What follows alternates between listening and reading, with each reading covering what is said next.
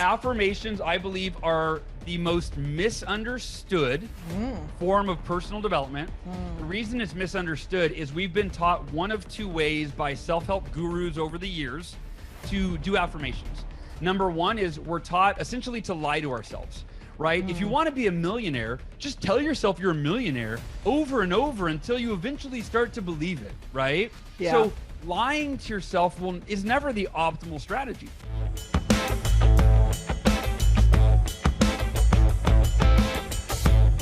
Welcome to PivotMe, Hal. Thanks for joining us today.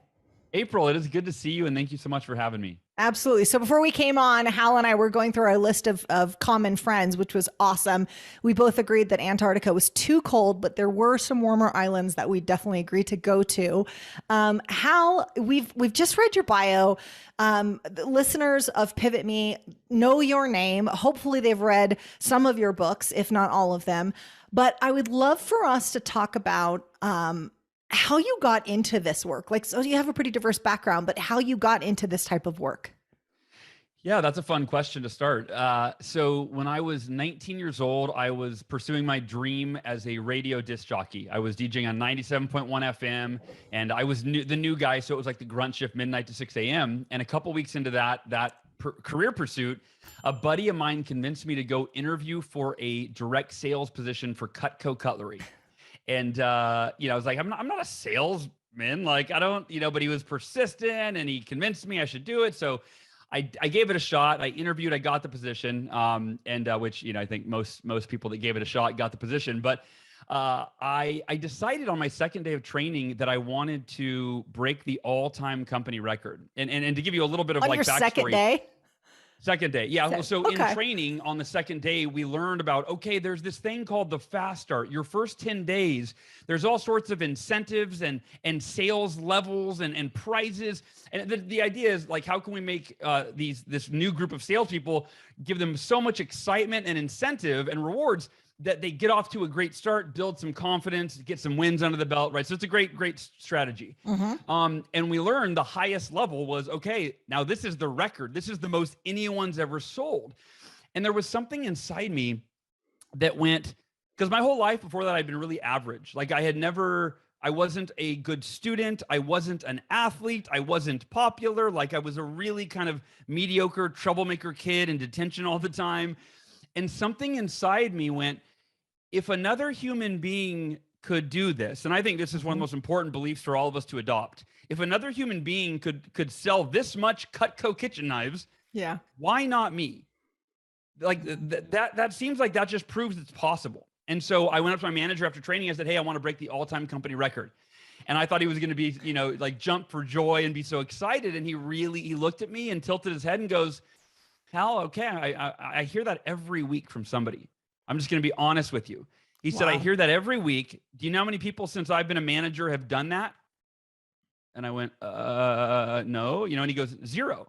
He said, so if you're serious, I will help you, but you're going to have to work harder these next 10 days than you've ever worked in your life or anything. And again, not being a really hardworking kid, I'm going, oh shit. Maybe. But at that point, like it was too late. So I said, okay. Yeah, no, I'll do anything you tell me to, right? So fast forward 10 days later, I ended up breaking on the final day, like the 11th hour, broke the all-time company record. And really that was overcoming a lifetime of limiting belief that I'm not special, I'm average. I went, wow, anything really is possible when you put your mind to it, like the most generic adage, of all time, right? Sure.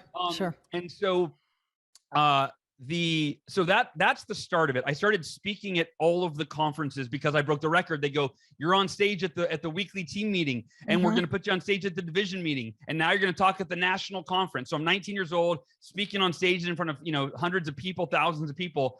And then a year and a half later, I was in a car accident driving home from a speech at one of the Cutco conferences. I was hit head on by a drunk driver at 80 miles an hour. I was clinically dead for 6 minutes on the side of the freeway when they tried to get me out of the car. I broke 11 bones. I was in a coma.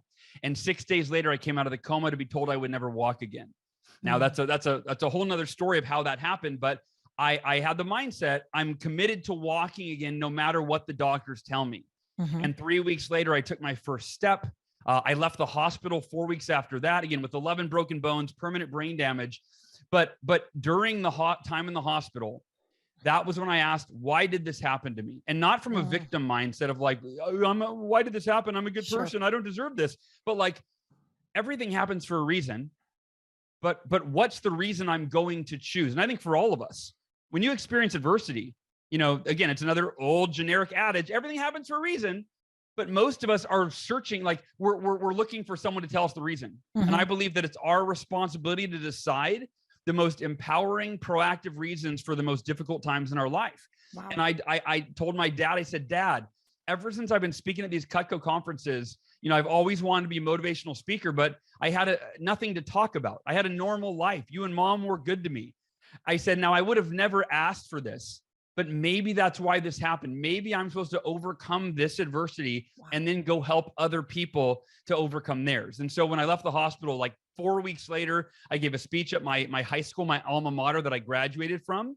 And then and I started writing my first book, Taking Life Head On, about the head-on car accident and the lessons that I learned. So that is what gave birth, kind of the combination of Cutco grooming me to communicate and to speak, and then this horrible adversity and the two meeting for, a new purpose in my life, if you will. So to take a reframing of this horrible tragedy, drunk driver, 80 miles an hour head on, you reframed it not the way the average 19-year-old would do. Like, is that the way that you thought at the time, or is that a conscious decision that you're like, I'm going to reframe this positively, or was that how you just were previously? So a couple things. One of them I wasn't conscious of, but when I look back, I think this must have been buried in my subconscious and contributed to the mindset that I had. When I was 9 years old, I woke up to my mother screaming across the hall. I ran across the hall, and my 18-month-old baby sister, Amory, was dead in her arms, and my mom was giving her mouth to mouth, trying to revive her. And Amory died that morning. And my mom, obviously, as a parent, nothing. I can't even imagine how tragic that is. And within 6 months, my mom was leading a support group for other parents who had lost small children. And then she was leading a fundraiser, an annual fundraiser that our whole family sold newspapers to support the hospital that tried to save my sister's life.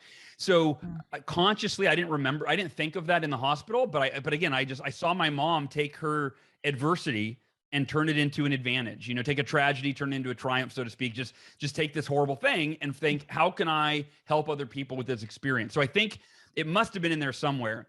But the really conscious decision I made that created this, where I overcame the mental and emotional challenges of the car accident, literally within the first couple of days. I wasn't scared. I wasn't depressed. I wasn't angry. I wasn't sad. In fact, the doctors thought I was in denial. They told my parents one day, about 2 weeks after the car accident, a week after I came out of the coma, they called my parents and they said, we're concerned. We think Hal is either in denial or he's delusional. They said, because every time we interact with him, he's always smiling and laughing and joking and making us laugh. And they said, that's not normal for a 20-year-old young man who's been told he's never going to walk again. So my dad came in that night to find out how I was, quote unquote, really feeling. Like, obviously I was putting on a facade. Like, how was I really feeling? And so he got real serious with me, and he shared the doctor's concerns, and he asked me the question. And he said, Hal, it's okay to be sad. It's okay to be scared. It's okay to be angry with the drunk driver for doing this to you. He said, I feel all of those things, and it didn't even happen directly to me. I can only imagine what you're really going through. Like, let's talk about that. And my dad was like, tearing up, and I really went inside and I really asked myself, am I sad? Am I scared? Am I angry? And I just shook my head. And I looked at my dad. I said, Dad, I thought you knew me better than that. And he said, what do you mean? I said, remember, I lived my life by the 5-minute rule that I learned in my Cutco sales training, believe it or not. And he said, remind me what the 5-minute rule is. The 5-minute rule says it's okay to be negative when something goes wrong, but not for more than 5 minutes. And I learned this from my mentor, my manager, who trained me in selling Cutco. And he taught us this. He said, hey, when you're in sales, it's a microcosm for life. You experience adversity, but at a much faster rate. Like most people, they don't fail every week, right? Like they don't face rejection every single day. And in they don't sales, have you like do. the level of disappointment. So he said, look, you don't want to deny your feelings. It's okay to feel frustrated, angry, sad, whatever those emotions you feel. But he said the problem is most people dwell on them to a point of it being unhealthy. Sure. And he taught us the 5-minute rule. And to this day, by the way, April, I live by this rule. He taught us when something goes wrong and you find yourself upset, angry, whatever it is, set your timer for 5 minutes on your phone and give yourself 5 minutes to bitch, moan, complain, cry, feel sorry for yourself, whatever. And when the timer goes off, he taught us 3 very powerful words. You simply say, can't change it. Can't change it. You acknowledge, I can't change what happened 5 minutes ago. So there's no value in wishing it didn't happen, in wanting reality to be different than it is, in feeling sorry for myself, in perpetuating these emotions of anger and frustration and resentment and disappointment and whatever. He said, after those 5 minutes, can't change it. And you accept it. And when you accept it, he said, you give yourself that gift of inner peace. It doesn't mean you're happy about it, but you're no longer resisting reality. And so I said, Dad, it's been 2 weeks since the car accident. My 5 minutes is up. I said, I'm not pretending to be happy. I've just decided that I can't change that I was in a car accident. I can't change that I broke 11 bones. I can't change that I have permanent brain damage. And if the doctors are right and I never walk again, then I can't change that. I said, but what I can choose is how I experience every moment of my life. And Dad, I've imagined the worst case scenario. If I never walk again, I've already decided I will be the happiest and the most grateful person you've ever seen in a wheelchair. Wow. And of course, and then I do believe on a related note that a week later, when the doctors came in with routine x-rays and they said, Hal, we don't know how to explain this, but your body is healing so quickly. We're going to let you take your first step today in therapy. It went from never walk again to 3 weeks later, the doctors are showing these x-rays that they can't explain. So again, I can't show you a correlation. I just can tell you that story. But I do believe, and I've done a lot of reading on epigenetics and just different aspects of how the mind can heal the body. But that was it. That's where the mindset came from. It's accepting the things I can't change, using that 5-minute rule, those 3 words, can't change it, and accepting what is out of my control and only focusing all of my energy on that which is in my control. And I apply it to what's going on in the world today, what goes on in my life every day, and that gift of freedom from emotional pain. That is amazing to have that. There's so many things I want to, first I just need to ask, are you a fan of Dr. Joe Dispenza's work? Yeah, absolutely. I was just thinking that. Absolutely. To have that perspective at such a young age is so remarkable, because most of us don't even achieve that at double those years. What I love is that I love that a mentor came in and taught you this 5-minute rule and that you applied it. And that teacher came in right before this accident happened. I mean, you got this important lesson that helped you reframe what was going on. And I'm sure there's lots of lessons you had from your parents and your family and things that you would just kind of come to conclusions that also helped. But that this one thing that a teacher taught you merely months before is what was pivotal in you reframing this whole experience. Yeah, I love that you say that, because I've obviously, thought a lot about that night and the whole thing, right? I mean, it was a big moment in my life. And that was one thing I realized, is the irony that if I hadn't began selling Cutco, I would not have been giving the speech at that conference that night and then been hit by that drunk driver. And if I hadn't begun selling Cutco, I would not have developed the mindset that would have enabled me to overcome and handle that with grace, and then turn it into teaching, teaching other people. So it's just the interesting thing that it happened because of Cutco, and I was able to handle it because of my experience with Cutco as well. That's amazing. Actually, you saying Cutco reminded me that I'm supposed to give you a hello from Front Row Dads, which apparently has a lot of Cutco people in it. So yeah. Oh, did you have John Vroman on the podcast? No. Is he Mr. Thank You? No, that's John Israel. Okay, wrong John. Okay, so John and I were just in Nashville together a couple weeks ago, and unfortunately, I only know him by his brand name. Yeah. Sorry, John. We were just talking about it a couple weeks ago, and then my brand strategist, Jay Twining, is in Front Row Dads as well. So, Oh, nice. yeah, I hadn't had him on the podcast, but he's like, tell him Front Row Dad said hi. So, everyone who wanted to come in and say hi. I love this correlation. This is amazing. And I love that you said, hey, I wanted to be a motivational speaker, but really I hadn't had to overcome a lot of adversity. And this gave me one hell of an opportunity to inspire other people with our message. Because when we have sort of this normalcy in our lives, you can find inspiration, but it's a little bit harder. But sure, overcoming something like what you did is just powerful. Did you know when it happened that it would become like critical to the work that you were going to do going forward? No, because my plan at that point was to be a Cutco division manager. I loved the company. I loved the people, and that was my plan. So this was a pivot. And even when I thought about like, maybe this is happening so I can share it with others, it was very much an inkling, just an idea. But I did, really early on, I decided, like I said, everything happens for a reason, but it's our responsibility to choose the reasons. Early on, I think maybe still in the hospital, I decided that I'm going to make this the best thing that ever happened to me. Right. And that's our choice. And I want to highlight for a second, think about that. Most of us have been conditioned that good things happen and I feel good. Sure. I give myself permission to feel good when good things happen. When bad things happen, I feel bad.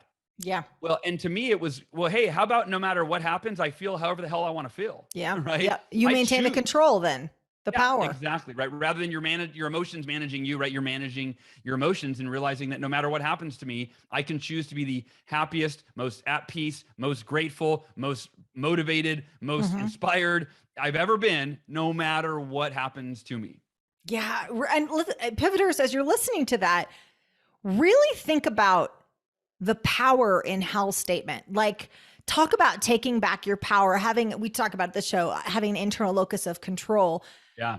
This is powerful when you're not being managed by outside triggers. Things are going to happen. Things have happened in the last 2 or 3 years. There's been, a pandemic and an interesting political climate and a lot of things that are going on that are not to be ignored. They're to be addressed or handled and how they need to be handled, but to not let that influence your happiness, to not let those things rob you of your joy in the moment, because how many of us are directly impacted by those things, and we don't show up the same in our marriages. We don't show up the same with our kids or in our business. We let all that stress influence us.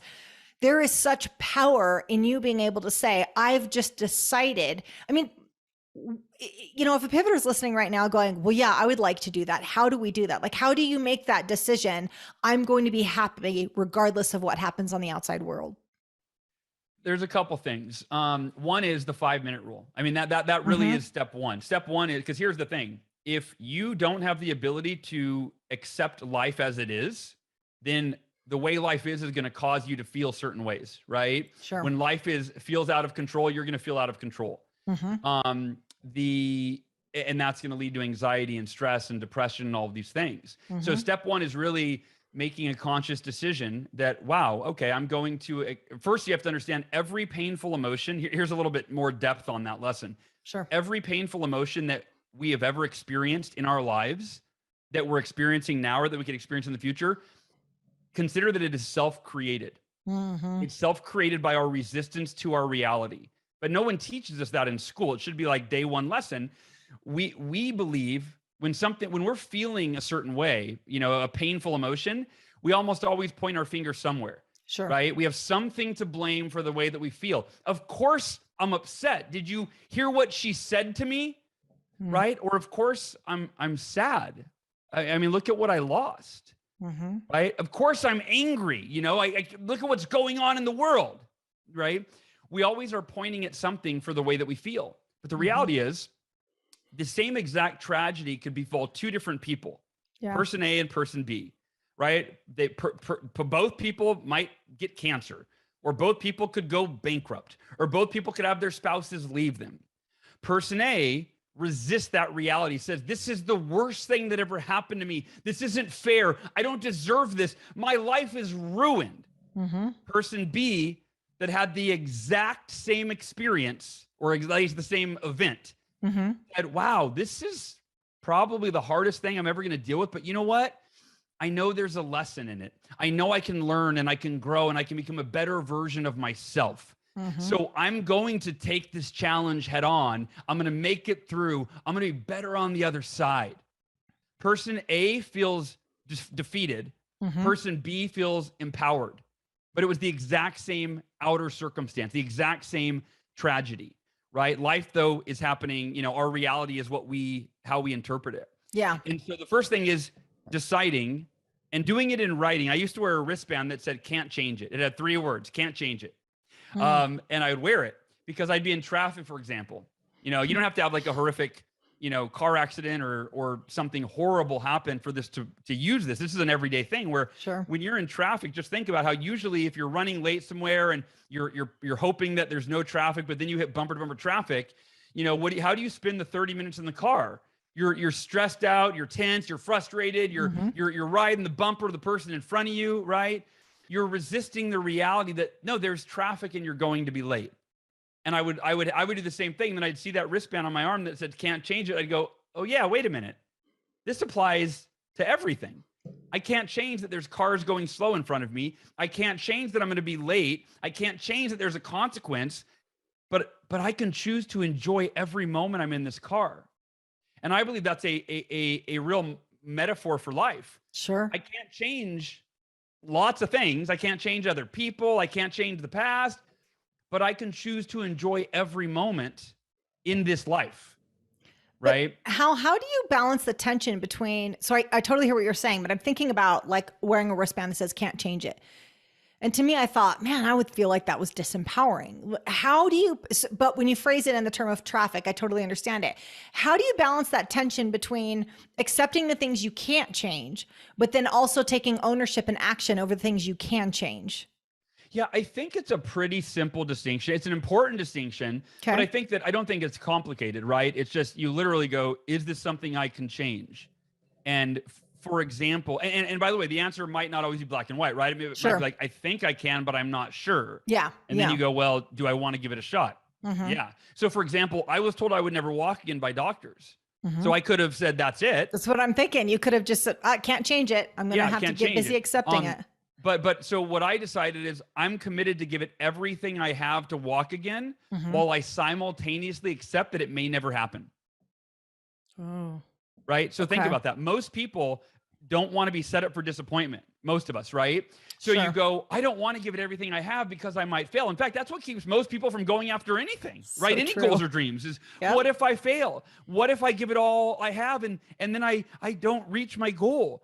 I can give an example. I was talking with a major publisher about The Miracle Morning. My main book is self-published. It has been for, since it came out almost 10 years ago. And my agent said, hey, there's one of the biggest publishers in the world. They want to take the rights on for The Miracle Morning. And I think it could work. It could be, they could be the right partner. So we've been meeting and I've been meditating on it and I've been praying on it. And I was expecting it. I'm like, dude, this feels right intuitively in my soul. It feels right. And it was going to be a great financial win. It was going to be a great win in terms of getting the Miracle Morning mission out to, many millions more people. And then my agent called yesterday. I go, oh, this is it. She's calling. Yeah. She said, hey, Hal, the offer came in. It's nowhere near where it needs to be. It wouldn't make sense for you to take it. Sorry. And so I instantly, that was yesterday afternoon. So I went, there was a little, there was a moment, there was the 5 minutes, maybe 5 hours of like a little bit of disappointment. Sure. But immediately I took control. I woke up this morning and I wrote down, here's all the reasons that me not getting that deal to work out might be for the best. Right. And I wrote them all down. And then I just sat there and meditated in gratitude. Wow. I'm so grateful that deal didn't work out. Now, I can't predict the future. Sure. Maybe not getting the deal is the worst thing that could have ever happened, right? I don't know, but maybe getting it was the worst thing and I would have regretted it forever, You're just choosing what it means. Yeah. But so the point is, it kind of comes down to expect the best, right? And accept the rest. You know, and for me, I have my most recent book, The Miracle Equation, is unwavering faith plus extraordinary effort is how you create real tangible miracles. And so that's it, is I had unwavering faith that I would walk again, but I always accept whatever life gives to me without wishing it were different. So you can, it's almost like you can have your cake and eat it too, right? Like I can go for every goal I have with unwavering faith and extraordinary effort, knowing that some of those goals I'm going to reach, and maybe even more I'm not. Sure. Right. But if you think about, this is a kind of a side lesson that I'll throw in. The real purpose of a goal isn't really to reach the goal. This is actually a Jim Rohn lesson, I think. Yep. The purpose of a goal is who you become. It's to become the type of person, to develop the mindset and the skills and the qualities and the habits that will enable you to reach more and more goals, bigger and bigger goals in the future. So don't get hung up on whether or not you reach the goal. Go ahead. I was going to say, let's really focus on that. I love this. And I'm a huge Jim Rohn fan as well. Really hear that, pivoters. Like for someone who's listening right now, we think that the goal is the goal. But if we reframe it that it's really about the person we become in the pursuit, then we never truly fail at the goal. Yep. We may not get the publishing deal with the price tag that we wanted to. We may not do the, 4-hour marathon, but it's who we became in pursuit of the goal. That means you never actually fail. I mean, you may miss the goal, sure, but the larger version of what you're supposed to be doing, you're always successful at that. And I think we don't look at it that way. We're like, I missed my goal. Damn it. Yep. What did I do wrong? And we beat ourselves up. But if we just focus on who we became in the pursuit of the goal, then we're always winning. And the reason that is so important as well is because if you are living from a black and white paradigm around goals, a succeed if you reach the goal, a fail if you don't, you are not going to pursue the goals that would really get you out of your comfort zone and really stretch you, that are really difficult, that are really unlikely, right? Because you're going to only pursue the ones that you think you can actually achieve, right? Exactly. When was the last time someone said, man, I've got this goal, I think there's about no chance I'm going to reach it, so I'm motivated to give it everything I have? No. Yeah.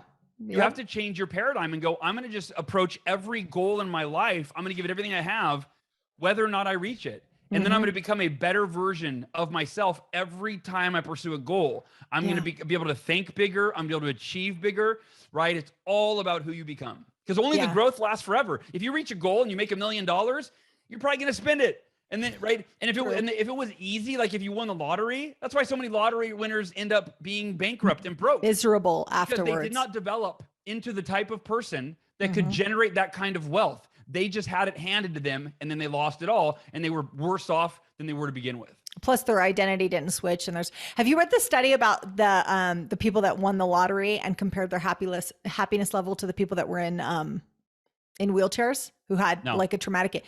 It's fascinating. So I'll paraphrase it quickly, but essentially the idea is when people think about their happiness and you ask someone, what would make you really happy? One of the top things people will say is winning the lottery, except if you've done the research, that doesn't make people happy. In fact, they often are much more miserable. But so that's what they say. Now, if you ask someone who's not in a wheelchair, what would really rob you of your happiness? Like what kind of event would really challenge your happiness? And many of them say, well, ending up in a wheelchair. So someone went and studied them and said, all right, 3 years down the road, let's compare how happy these people were. The people that weren't happy and won the lottery ticket, 3 years later, they're still not happy. Like there's this peak, but eventually they return to the same level of happiness. Yeah. And the people that were happy that then were in this traumatic accident, end up in a wheelchair, return to the same level of happiness 3 years out. And so the thing that we attach with, this will make me the most happiest, doesn't make you the most happiest. And this will make us the saddest, actually doesn't. It's really up to us. It's the decisions that we're making and the way we're framing our story. I think that was such a beautiful illustration of, wow. So it really is up to us how happy we are. Yeah. Yeah. I love that. And I think that, for me, one of my primary goals is to enjoy life. And that's what my Miracle Morning helps me do every day. Is it's like a reset. Every morning I read my affirmations and they remind me, your goal is inner freedom, right? Which to me, I define inner freedom as the ability to choose how we experience every moment of our lives. Yeah. Right. Not allowing the moment to determine how we feel, but choosing how we feel in the midst of the moments. And yeah, so I think it's crucial. I would love us to talk through the miracle morning right now. I mentioned before we went on video that in my own consulting practice, miracle morning is required reading. I know how important that is for high performance. I know how important that is for intentional living. That morning routines is a through line with high performance. Talk to us about this, the importance of a morning routine, and then I'd love us to actually walk through the Savers morning routine. Yeah, thank you. I want a quick backstory. So the Miracle Morning was not a book idea. That, so I just want to talk, I think it's important to understand how this came to fruition. So in 2008, when the U.S. economy crashed, I had just started about a year and a half prior, I'd started a coaching business doing business coaching. And I had grown it from zero to like $80,000 the first year. So it was growing, it was on its way. So I had just written my first book, Taking Life Head On, as I mentioned. I bought my first house. Like, life was great. I was engaged to be married. Like, everything was great. And then the economy crashed. And I always say there's a fine line between optimism and delusion. And I cross it often because people are going, "Are you worried about the economy?" And I go, "I create my own economy. I don't watch the news. I don't pay attention to that." And it's like, oh, when your clients are losing their customers, there's a ripple effect. It's a very real thing, right? All the optimism in the world doesn't change that.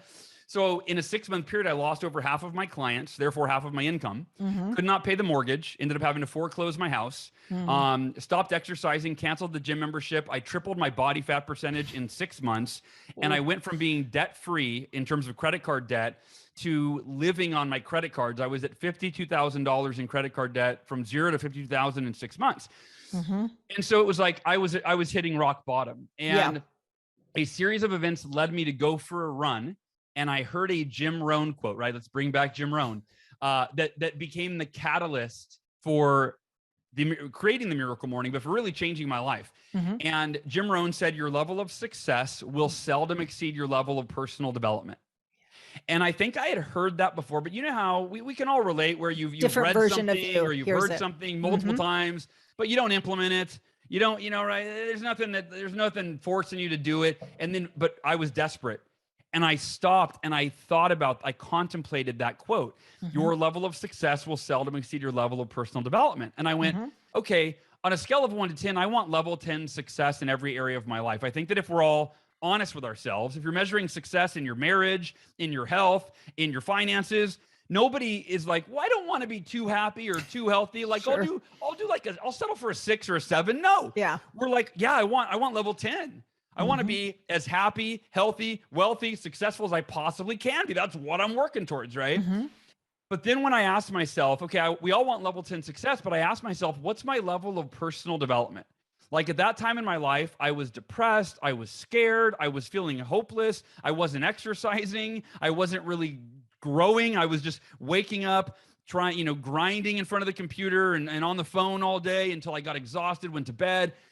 And I said, my level of personal development is like a 2, maybe a 3 on a good day, right? And in that moment, I realized I need to go figure out, what do the world's most successful people do for personal development? What are the best personal development practices in the world? I need to start doing those every day. I need to commit and create a ritual so that I can become a better version of myself, that the level 10 person I need to be to create that level 10 success. Right.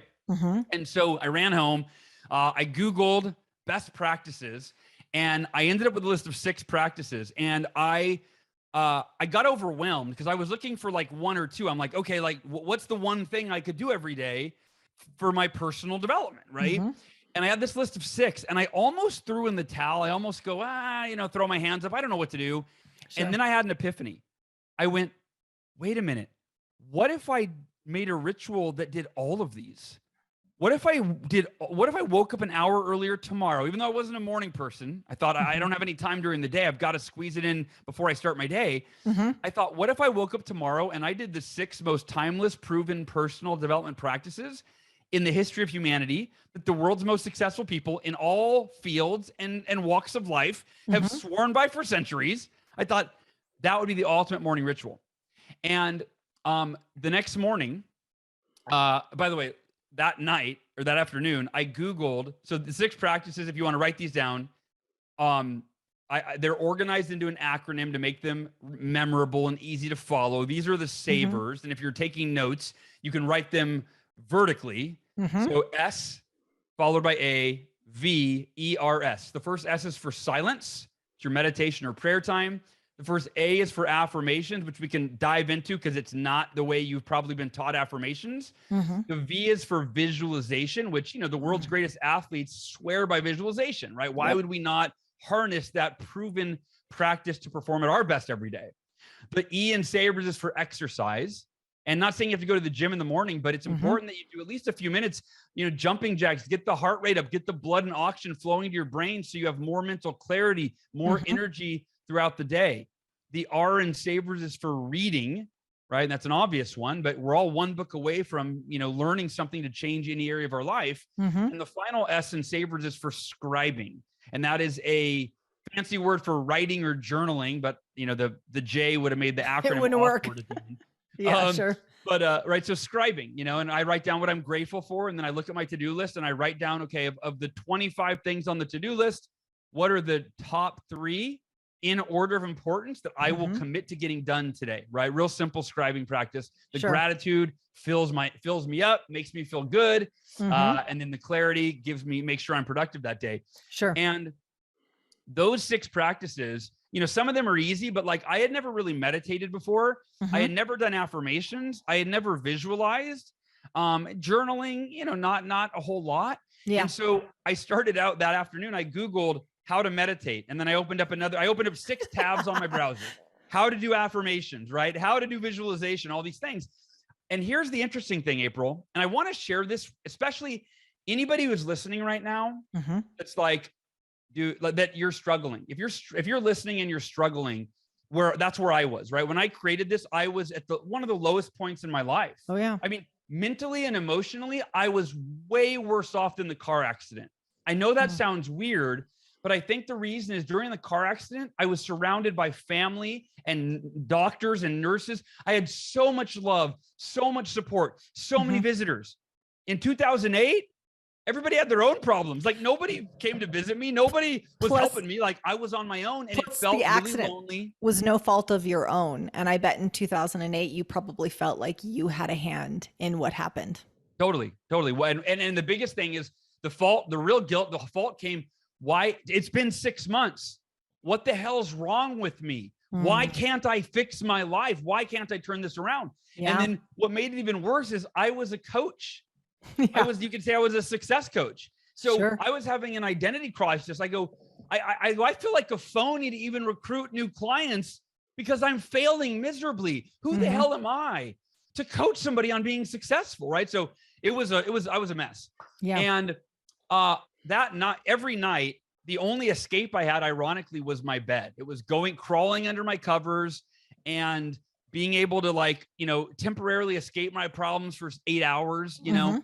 And that normally I dreaded waking up. That very first night when I had clarity that I was into this morning routine and that the morning routine could be the one thing that changed everything, I went to bed that night like a kid on Christmas Eve. I was like, I can't wait to try this.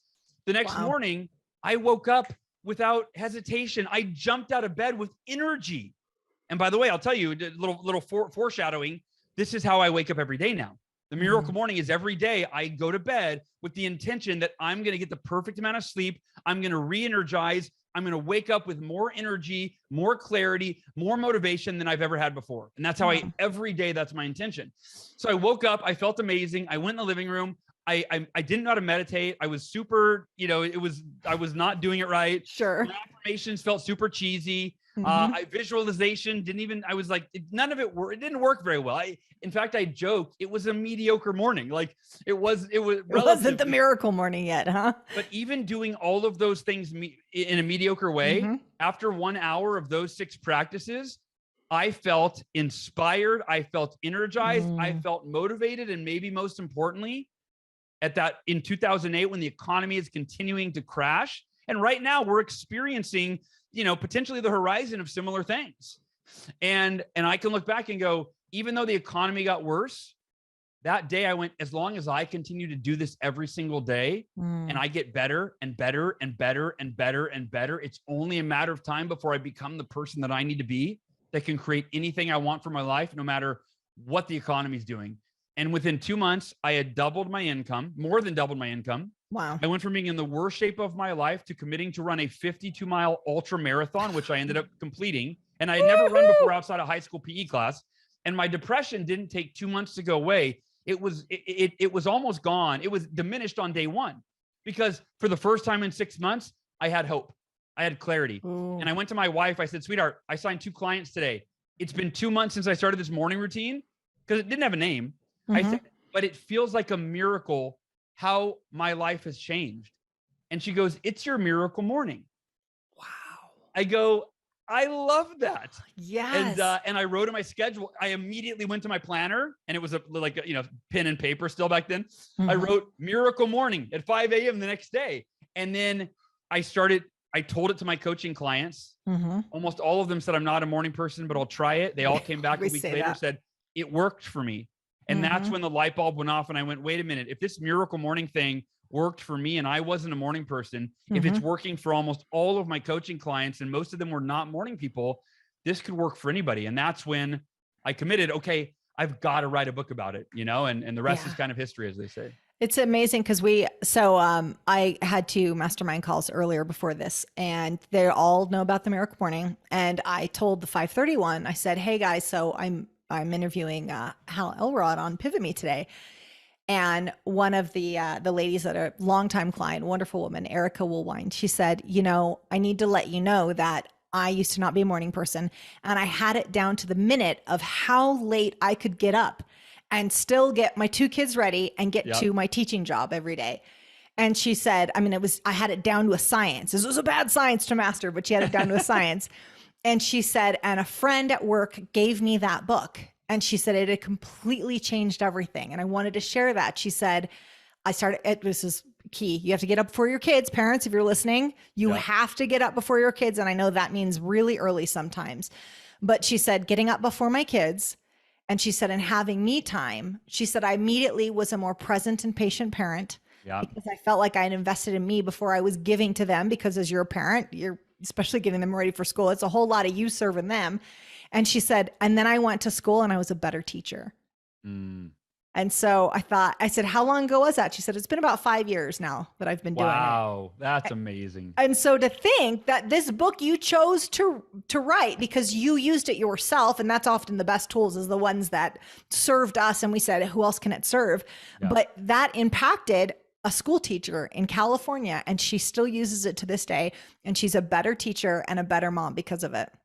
That's amazing. I wonder if she knows we have the Miracle Morning for Teachers. That's the most recent book in the series that came out last year. Erica, go get the book if you don't have it already. I hope she does. So I love it. I'm a huge fan. Hal, as I look at this, so I'm just thinking about, as I mentioned, that it's required reading for my clients as well. I get the usual questions. In fact, I may have just gotten from my last mastermind from Kevin. He's like, I don't know. I'm not ready to give up sleep. And so we talked about how much sleep are you getting? Do you have good sleep hygiene and things like that? But when I told him, hey, we can compress it. It doesn't need to be an hour. We can compress it. Now, I hate to put you on the spot, but is there one or two that really, if you're going to only do a couple of them, is there one that really gets you the most bang for your buck? If you're a Kevin out there that's like, I can't commit to all 6. Yeah, and there's 2 answers to that. One is that the time frame is completely scalable, meaning in fact, there's a chapter. Well, most people do a 1-hour miracle morning. It's like 70% of people. Okay. About 25 or 26% do a 30-minute miracle morning, right? Okay. So they just do 5 minutes for each of the savers. And then there's but some people, and there's a chapter in the book called the 6-minute miracle morning. And it sounds kind of gimmicky, but it's not. I created it out of the days where I would have this all or nothing mentality and go, I've got to leave in 20 minutes. I don't have time for a miracle morning. And that happened a few days in a row. And I went, what if I did a 6-minute version where I just got really quiet and I practiced a minute of silence, right? Set my timer for 60 seconds, took some deep breaths, felt some, peace, maybe a said a prayer, whatever your form of silence is. And I did that. And then I pulled out my affirmations and I just 60 seconds read a few affirmations that focused me on who I was committed to being that day to achieve what I wanted to achieve in my life. It didn't take a lot of time to get clear on that, right? Then I visualized myself doing the most important thing for the day in the ideal emotional state. Yeah. Right. Then I did 60 seconds of jumping jacks in my exercise. Right. And I was like, okay, I'm awake. Heart rate's going. I pulled out a book. I read a page. Right. I learned one thing that I could apply. And then I pulled out my journal, wrote down one thing I was grateful for. So, I mean, literally the bang for your buck in 6-minute miracle morning is amazing. There it is. And then to answer your question more directly, are there any of the savers that are better? So I get asked a lot. Usually they ask me, what do you have a favorite of the savers? And the politically correct answer would be like, no, they're all equally important, of course, right? Affirmations are my favorite by far. No question.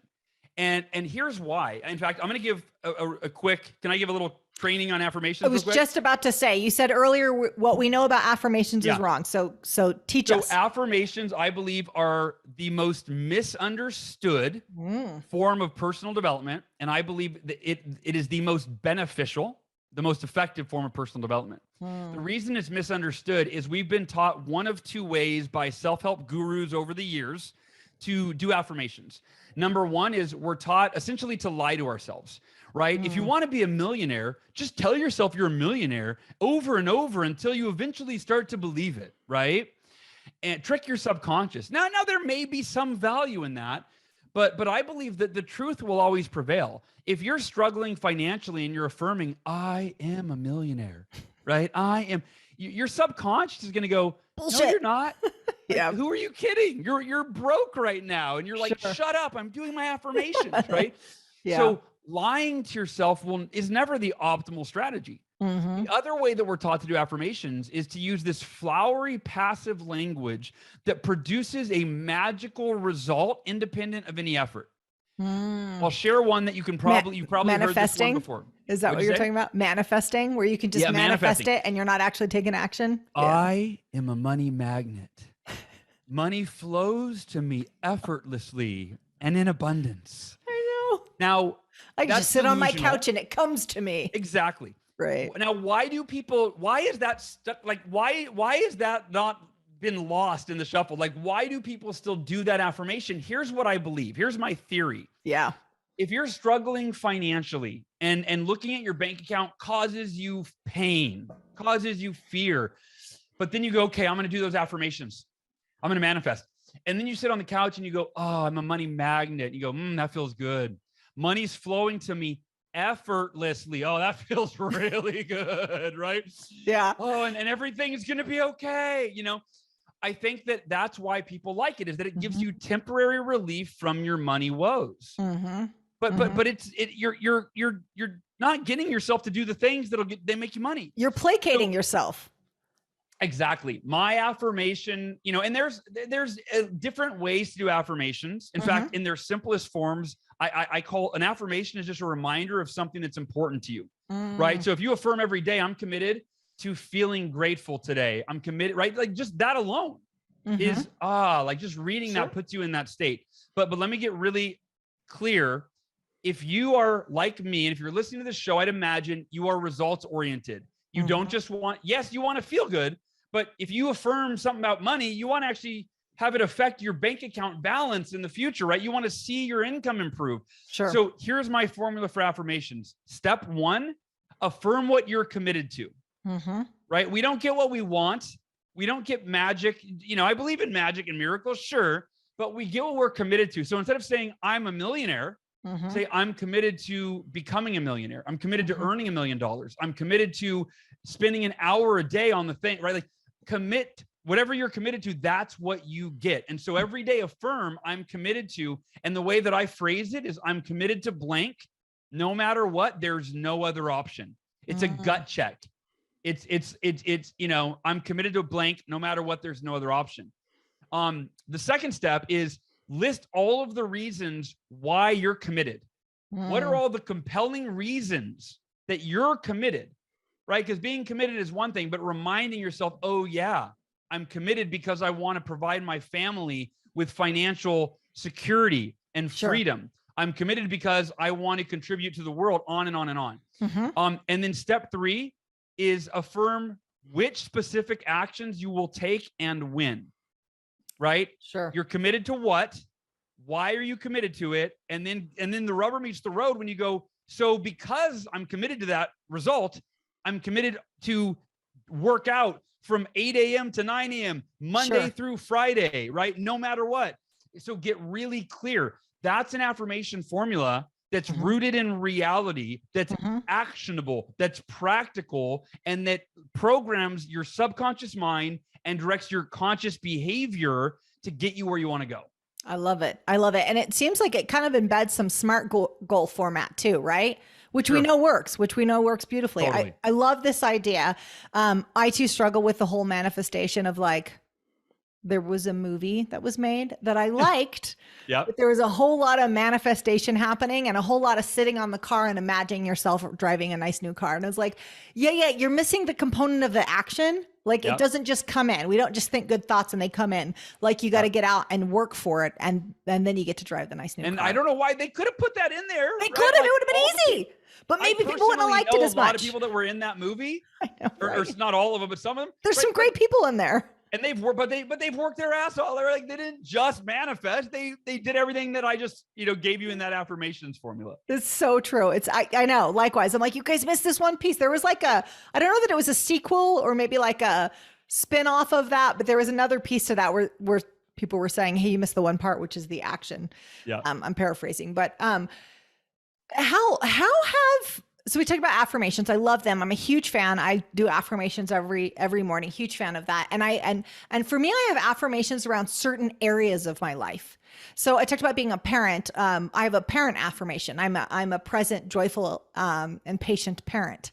Yeah. And I have to use that a lot. And you can literally see it. My kids can see me do it. I don't say it out loud, but they can see me take this deep breath. Maybe when one of them is acting up, and I'll say it in my mind, and it helps me kind of level set, not just having a knee-jerk reaction to maybe a tantrum or to an attitude or whatever happened, just being a parent. And I'll say it in my mind, and it helps me level set. I have an affirmation around fitness, about asking, is this decision going to make me fitter? I have an affirmation around my work. Do you have affirmations based on certain areas of your life? And has yours changed through the years? 100%. Just like you, I have parenting affirmations. I have affirmations for my physical health. I have affirmations for my happiness, every area of my life. Yep. And the thing is, when you affirm them over and over every single morning, then, as you said, when you're in the midst of the day and it's game time, right? Because you've affirmed it so much, it's embedded in your subconscious. For sure. And then you're able to call on it as needed. So I have them for every area of my life. Oh, that's so powerful. We were talking earlier this morning about when I was in my 20s, I had an affirmation, my brain is worth millions. And it was just something I wanted to remind myself that it wasn't connected to education. It wasn't necessarily connected to opportunity or network. And maybe you need some of those things. But if it kept coming back to, it's about your brain. It's about how you serve people with your brain. That doesn't get taken away from you. And it really served me in my 20s. Now, did it carry into my 30s? No, not really. But at the time, it really served me. So how you've done this amazing thing. It's all, you've obviously been successful in the things that you're doing, and you're doing much more than this. What do you do when you get off track? Do you get off track, and how do you get yourself back on? I do get off track a lot. In fact, I've joked, we have a Miracle Morning community Facebook group that has 330,000 people from around the world that are in it. And one of the questions that get asked a lot is, what do you do if, I fell off track a few days and now I'm beating myself up? And I usually will chime in and comment, go, hey, just FYI, I've missed more Miracle Mornings than anyone in this group, I promise, right? Like, wow. And so there's a couple things. One is being gentle with yourself, not beating yourself up, right? And I think actually, let me rephrase that. It's not about being gentle necessarily, because I think that being intense with yourself is good, but not from a place of beating yourself up, guilt and shame, but from a place of, dude, you're better than that. You got this. You're a champion. You are the, right? Like, yes. That's our audience right there. Like, bring the intensity, but the way a coach would encourage their player. Like, you're better than this. I've seen the best of you. It's in there. Let's bring it out today. Right. That's the kind of intensity that you want to bring. Yeah. And so the gentleness is don't be hard. Don't beat yourself up. Don't hurt your self-esteem. Right. Yeah. And then the other piece of it is I have a rule, or a guideline, I should say, which is never let one bad day turn into two. Yes. And that's scalable. Never let one bad week turn into two, right? And I also say never let one missed day turn into two, right? So that for me is, it's that if I've missed a day or a few days or a week, I was whatever, and I catch myself being hard on myself, feeling unmotivated, discouraged, beating myself up. Then I'll go, whoa, you got this. Like, recommit. Let's recommit. And I just, you're responsible. We're all responsible for getting ourselves into the state that we need to be in to do what we need to do to advance our life in the direction. So I get myself in that, I use the intensity to get myself recommitted. And often, if I can, I'll leverage accountability. Like, I'll go on my Facebook and say, hey, everybody, I've been doing this thing for a few weeks, or I fell off track. I'm giving you my word. I'm leveraging my integrity. I'm giving you my word on my life. I'm recommitting to start running again tomorrow at 6 a.m. and I will check back in to let you know. Human beings have a tendency. We want to be consistent with what we say. And so putting it out there and making a rock solid commitment, I think is really powerful. So that is another thing that I'll do to get a little extra leverage and use some accountability. I love it. And I love this idea, never let one bad day turn into two. And you can really run that out to so many things. Never let one bad decision turn into two bad decisions. Totally. That applies. I think I'm going to adopt that. I freaking love that. One thing you said that you were talking about, if I get off track, leveraging accountability and saying it to group, and people want to stay integrity with their word. So I found that to be true with others. We're pretty good at holding our word to others, but I found we're not so good at staying integrity with ourselves. Totally. So talk to me about that, because as I'm thinking about the morning routine, and I'm thinking about some people who are going to struggle with this, it's because they feel like this will only serve me. And we're not always good at holding our word to ourselves. If nobody's there going, it's 5:30, you're supposed to be up and doing your morning routine, then we can let it slide. Yeah, a lot of people use the Miracle Morning community, the Facebook group, to find an accountability partner. Good.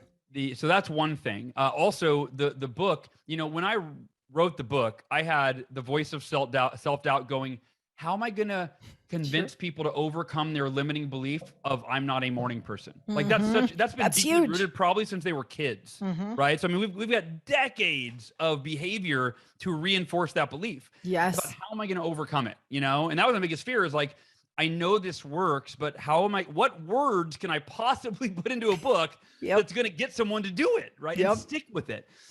So the entire book is kind of designed to guide someone, hold their hand, shape their mindset while they're reading it. And then it culminates in a Miracle Morning 30-day challenge. The previous chapter, the second to the last chapter, teaches people why we normally fail to change behavior, why we have trouble holding ourselves accountable, why we don't stick to, to our, what we commit to do. And that way, and how to overcome that. So the second to last chapter sets people up for, this is how I can actually be successful in changing a habit, such as waking up early. And I felt like I had to give a really effective training, if you will, on how to, on what to be aware of that could get us off track. Sure. And how to follow through before I just said, do the 30-day challenge. Otherwise people would start it and they would fail and then nothing would happen. Yeah. What was your initial question? I forgot. Damn, I don't know. This was so good. I was talking about people staying integrity with themselves, that we're good at delivering on what we promise to others, but not always good at delivering on what we promise to ourselves. So a couple things. There's that what I just said, which is getting an accountability, person in the group. Sure. The other thing is committing to a 30-day challenge is a form of accountability. And then if you make that public, right? If you commit publicly to a 30-day challenge, or you get somebody at your, at your work, right? That, hey, I'm reading this book, I'm doing this Miracle Morning thing. You want to do it together, right? 30-day challenge, or start a little group, whatever. Now you've got because I believe that if you can do it for 30 days, and you can, You right? can. Like, Yeah. even if you're not a morning person, it's funny. One thing I got asked once in an interview, they said, Hal, over 3 million people have read the Miracle Morning now. And they said, what percentage of the people that do the Miracle Morning were not morning people before? So this was like a radical transformation for them versus they were already morning people. So they just implemented the savers. And I should know that. I have no idea. Yeah. And so we surveyed our community, which at the time was probably, a few 100,000 people. And I was pleasantly kind of surprised. 72% of Miracle Morning practitioners said they had never in their life been a morning person, that they were a night owl before they read the book. So if that's a concern for you, welcome to the club kind of thing, right? Yes. Yes. But yeah, I think that having that 30-day challenge gives you a target. It gives you accountability. It gives you a goal. And if you need to have an accountability partner, get one. And some people will try it on their own and they're like, I got to day 12 and then I missed a day and then it turned into 2, turned into 3. And they'll check into the Miracle Morning Facebook group and go, okay, does anybody want to be my accountability partner? Here's the time zone I'm in, that kind of thing. Yeah. Hey, benefit if you have someone who's in a time zone ahead of yours, because they can hold you accountable to your early mornings. We had a guy one guy was in Puerto Rico, the other guy was in California, and the Puerto Rican guy would call the California guy because he's like, I'm 3 hours ahead, so I'm always awake when you're trying to get up. One thing that I'll add to the whole sabotaging thing, if you're trying to implement savers, and this is true with anything, couple of things. One, know what gets you off track. We can't kid ourselves that nothing will get us off track. As Hal was saying, this is not perfect execution. This is just consistent execution. And not even he does it perfectly. So know the things that will get you off track. So that might be, when I go out with my friend and I have a couple of, glasses of wine, then I have a hard time getting up in the morning and do my savers morning routine. Not to say you never do those things, but be aware that, when I binge watch the latest show, I don't tend to get up and do my thing. And second, so know what gets you off track, and then know how to get yourself right back on track. So you mentioned the Facebook group. So it might be, okay, I've not done it 2 days in a row. That's the time to raise the red flag and go, I need help. Know the things that get you back on track for your goals. So maybe it's going in and connecting with someone on the Facebook group. Maybe it's watching a YouTube video that's motivational, but that's with anything in our goals. Don't kid ourselves that we aren't going to get on track. The goal is just to solve the equation on how to get yourself back on track even faster. Yeah. Progress, not perfection. And I almost forgot to mention, this is so new.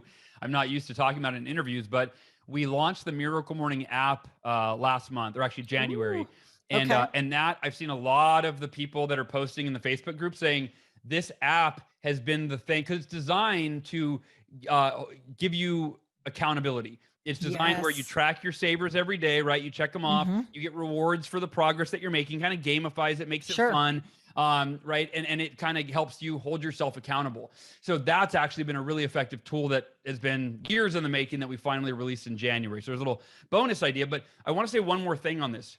One of the biggest things I do to self-sabotage, I think that we all do, is it's a lack of belief in ourselves. It's a lack of confidence, it's insecurity, it's a lack of self-worth, right? One of those things. And for me, one of the most foundational affirmations is I am just as worthy, deserving, and capable of blank, right? Insert whatever it is that you're trying to accomplish in your life. I'm just as worthy, deserving, and capable of blank as any other person on earth. And I will prove that today with my actions. I was going to ask you, what's one of your favorite affirmations? Yeah. And that for me, it's universal for all of us. And I added that later to the whole, and I will prove it today with my actions. That was added later. I said the first piece for a long time. Right. But it goes back to, if I look at my story of when I broke that Cutco record, I am just as worthy, deserving, and capable of breaking the all-time company Cutco record, even though I've never done anything like that in my life. Right. Yeah. And I will prove that today with my actions, meaning I will get on the phone. I will call 40 prospects. I'm committed. That is such a good affirmation. Oh my gosh. That's gold. That's gold. And you're right. You can plug anything in there. Anything. I mean, we do get caught in the, who am I to do whatever? Who are you not to do that? Why not you? Why them and not you? And it goes back to even the original conversation we were having around having control over your responses and having control over your success, because ultimately a lot of these are just decisions that we're making along the way. Who are you not to get after these big goals? Hal, I wish we had so much more time. There's so many other questions. I think we need to do this again. I do have a couple of final questions, but before I ask that, where is the best place for pivoters to connect with you? Yeah, the hub is miraclemorning.com. Okay. So if you go to miraclemorning.com, all the books, you can find links to the books, the communities there, the movie, which we didn't talk about that, but there's a Miracle Morning documentary that we made. It's very good. Oh, you saw it? Awesome. Yeah, I saw it. I didn't have Apple TV, and at first I panicked, but then I was like, oh, you can just buy this through YouTube. It was amazing. Yeah, it's on YouTube, it's on iTunes, all those places. Yeah. Perfect. But yeah, miraclemorning.com is the hub. That's it. And there's also, you can go there and get what I call the Miracle Morning crash course, which is like, okay, I want, like, immediately I want to start diving into this. And it gives you a sneak peek of the book. It gives you a 60-minute audio training, a 15-minute video training, and that, all free. So yeah, miraclemorning.com is the spot. That's perfect. And we're going to drop all those links into the show notes. So 2 final questions. One is, this is a heavy one, but I feel like you've already spent time thinking about this. Hal, what's going to be your legacy? It's a good question. My mission with the Miracle Morning is to elevate the consciousness of humanity one morning at a time. And it sounds like just a clever tagline, but for me, it's a very real mission. The way that I look at this is every person that does the Miracle Morning, they're elevating their own consciousness. And I define that as we're elevating our awareness of how our thoughts, our words, and our actions impact our lives and the lives of the people around us, right? So we're becoming more aware and more intentional of our thoughts, words, and actions. We're elevating our own consciousness. And as millions of people right now are doing that with the Miracle Morning around the world, and there's still 7 billion people that I'm on a mission to try to reach. Sure. The consciousness of humanity is being elevated. So I guess that would be, that'd be a fine way to be remembered. Amazing. Amazing. Last question for you. If you could tell the world one thing, what would it be? You are just as worthy, deserving, and capable of everything that you want for your life as any other person. And now you've got to just simply prove it every day, one day at a time, through your actions. I hope you got some amazing information from our interview today, and I've set up the next video for you. So I'll see you over there at the next video.